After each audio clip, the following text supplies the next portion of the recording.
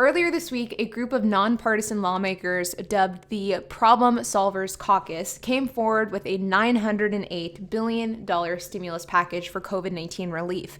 Now, in this package, there is a lot of details and a lot of aid going to a slew of different programs. But in my opinion, I think that this $908 billion stimulus package is the type of package that small business has been waiting for. So in this video, I want to break down what this $908 billion stimulus package entails, some of the various details that can affect small business, and most importantly, which programs it could potentially bring back.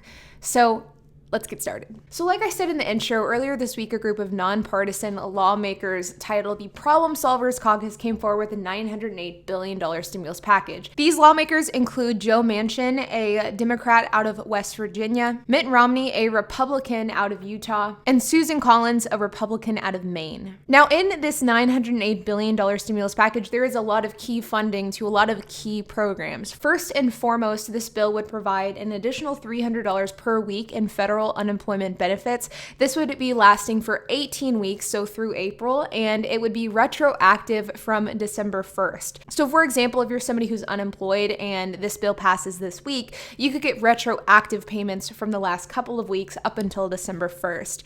Now, the big thing about this is the fact that this would be beneficial to people who are self-employed, gig workers, and a slew of other workers as well. So like we saw over the summer and in the spring with the CARES Act, this would mean that unemployment would become accessible and would become extremely helpful for not only people that once held a 9-to-5, but also people who have just been financially impacted by COVID-19 and from the pandemic. Secondly, this package would give a slew of additional funding to small businesses, including the Paycheck Protection Program and the EIDL program. Now, I know that with this channel, the EIDL program was a big talking point over the summer. We addressed it a ton over the last year, and if this bill was to be passed, we would see a revival of the EIDL program.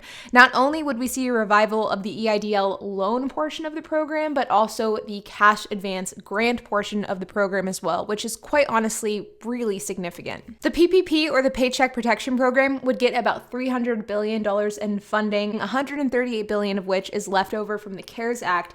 Now, the thing about the PPP, and remember this is the forgivable loan portion, meaning if you spend the PPP funds within the guidelines set by the SBA and the government, you can get that loan forgiven, meaning you do not have to pay it back. And as for the EIDL, or the EIDL program, this bill would allow for this program to continue past December 31st, which is when it's currently set to expire, and it would also allocate an additional $13.5 billion to the EIDL cash advances, or the grant portions. So that was the $1,000 per employee up to 10 employees that we saw in the spring and in the summer. And now, what isn't talked about in this bill, and I'm sure we probably will not get any answers to this question until a bill is passed, is what would be the structure of those cash advances. Would it be the $10,000 cash advance that was originally in the CARES Act? Would it be the $1,000 up to $10,000 like we saw the SBA implement?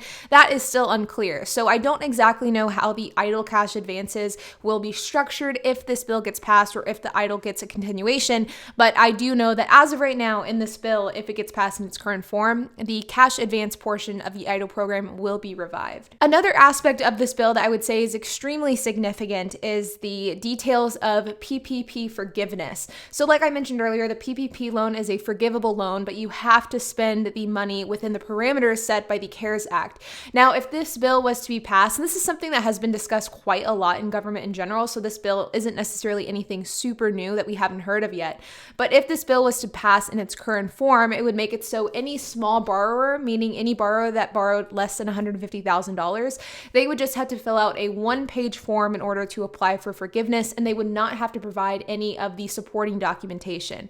So in the CARES Act, there's a slew of guidelines that you have to follow. You have to provide documentation. You have to show that you had a certain number of employees, that you're paying a certain amount in wages. And with this current bill as it currently stands, if it was to pass, you wouldn't have to provide any of that excess documentation. You would simply fill out a one-page form, and then you would apply for forgiveness that way. So it makes it way easier and way more manageable for small-time business owners to apply for forgiveness on these loans. loans. But again, that only applies if you borrowed $150,000 or less. And lastly is tax deduction. So I know that there's been a lot of discussions on whether or not you can deduct expenses paid for by PPP funds in your 2020 taxes.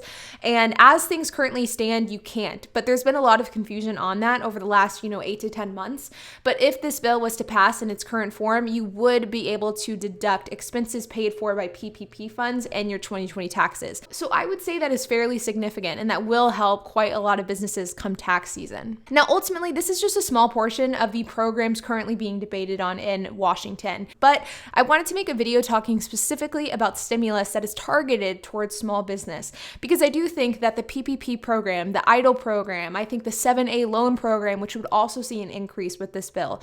I think all of these things are extremely needed for a small business. And if government can get this bill passed, I think it will be extremely meaningful to small businesses everywhere going into 2021. But really, we will have an answer relatively soon on what is going to end up happening and what the fate of these stimulus negotiations are, because the deadline is quickly approaching. But with that being said, you guys, I would love to hear your thoughts, so make sure to leave a comment. If you guys are interested in seeing if and when the EIDL program comes back, and if the cash advance portion of the program is coming back, then make sure to hit the subscribe button, hit the notification bell, and make sure to hit the like button while you're at it. And I'll see you guys in the next video.